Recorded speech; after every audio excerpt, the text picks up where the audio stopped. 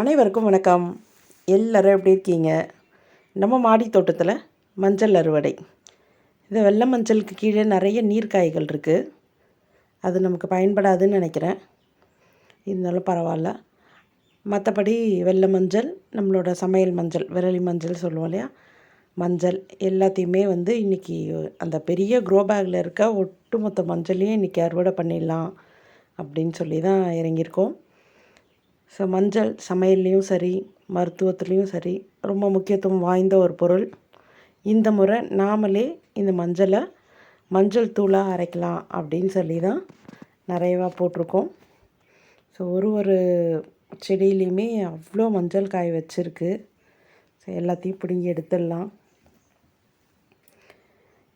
இது இன்னும் கொஞ்சம் டைம் கொடுத்துருந்தா இன்னும் காய் வந்திருக்குமா என்னன்னு தெரியல. ஆனால் நாங்கள் கொஞ்சம் முன்னாடியே எடுத்துகிட்ட மாதிரி தான் ஃபீல் பண்ணுறேன். சரி, இப்போ எல்லாத்தையும் பிடுங்கி ஒரு இடத்துல கலெக்ட் பண்ணி வச்சாச்சு. அது மட்டும் இல்லை, இந்த மண்ணில் செடியோட கொத்தாக வர்றது இல்லாமல் சில காய்கள் நம்ம பிடுங்கும் போது மண்ணிலேயே உடஞ்சிடுது. அதையுமே மண்ணை ஃபுல்லாக கிளறி எடுத்து நோண்டி எடுத்தாச்சு.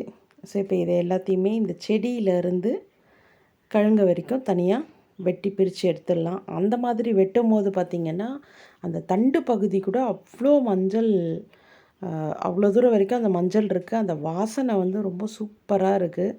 அதை வெட்டும் போதே அவ்வளோ நறுமணமாக இருந்துச்சு.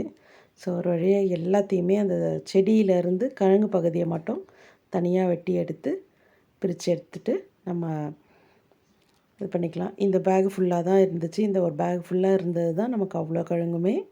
இதை இப்போது புதுசாக மண்ணெல்லாம் கொட்டி ரெடி பண்ணி வச்சாச்சு அடுத்த செடி வைக்கிறதுக்கு. ஸோ இப்போ அந்த கிழங்கெல்லாம் வாஷ் பண்ணி நம்ம எடுத்துக்கலாம். இப்போ அடுத்ததாக இதிலேருந்து ரெண்டுத்தையும் பிரித்து எடுக்கலாம் அப்படின்னு சொல்லி, ஏன்னா அந்த நீர்க்காயும் சேர்த்து நான் இதுக்குள்ளேயே போட்டுட்டேன். அது நமக்கு தேவையில்லை அப்படின்றது தெரியாமல். ஸோ இப்போ ஃபஸ்ட்டு எல்லாத்தையும் வெளியே எடுத்து அந்த வேர் பகுதியெல்லாம் தனியாக கட் பண்ணி எடுத்துடலாம். வேரெல்லாம் கட் பண்ணி அதை பிரித்து எடுக்கும் போது தான் மஞ்சள் நமக்கு தரமானதாக கிடைக்கும். இந்த வேர் பகுதியும் நமக்கு வேஸ்ட்டு, தேவையில்லாத குப்பை தான். இதுவும் நீர்க்காயுமே இது பார்க்க மஞ்சள் மாதிரியே தான் இருக்குது. ரொம்ப வெயிட்லெஸ்ஸாக இருக்குது. ஆனால் இதுவுமே நமக்கு தேவையில்லை. ஸோ இப்போ மீதி இருக்க மஞ்சளை நம்ம ரெடி பண்ணி எடுத்து வச்சுக்கலாம். இது மஞ்சள், அதோட தாய்க்கிழங்கு. ஒருக்கு இந்த கிழங்கை சுற்றி தான் அந்த மஞ்சள்லாம் நல்லா பிடிச்சிருந்தது. அதே மாதிரி இது அந்த வெள்ளை மஞ்சள், அதோட தாய்க்கிழங்கு தான் இந்த கீழே இருக்க கிழங்கெல்லாம். ஸோ எல்லாத்தையுமே நம்ம தனித்தனியாக பிரித்து இப்போ ரெடி பண்ணியாச்சு. அதோடு சேர்ந்து இந்த மஞ்சளை நம்ம அந்த உடச்சி பார்க்கும்போது அதோட வாசமாகட்டும், அது இருக்கிற இடத்துல அந்த இடத்துல ஃபுல்லாகவே ஒரு நல்ல ஒரு ஸ்மெல்லாகவே இருந்துச்சு. அதோட கலருமே செம்ம டார்க்காக சூப்பராக இருந்துச்சு. ஸோ இப்போ நம்ம வேக வைக்கிறதுக்காக ரெடி பண்ணிக்கலாம் அடுத்தது. ஸோ இது இந்த மஞ்சளோட அந்த வெள்ளை மஞ்சள், விரலி மஞ்சள் தனித்தனியாக அதை பிரித்து எடுத்தாச்சு. அதையுமே வெயிட் போட்டு எடுத்து வச்சாச்சு. ஸோ இப்போ இவ்வளோ மஞ்சள் இருக்குது. நம்ம மஞ்சத்தூளை அரைக்கும் போது நமக்கு எவ்வளோ கிடைக்கிது அப்படின்ட்டு நம்ம பார்க்கலாம். ஆனால் இந்த சமையல் மஞ்சள் தான் நான் மஞ்சத்தூள் அரைக்க போகிறேன். இந்த வெள்ளை மஞ்சள் தனியாக நம்ம வீட்டிலையே அரைச்சி எடுத்துக்கலாம் அப்படின்னு வச்சுருக்கோம். ஸோ ஃபஸ்ட்டு இதை பாயில் பண்ணுறதுக்கு ரெடி பண்ணிக்கலாம்.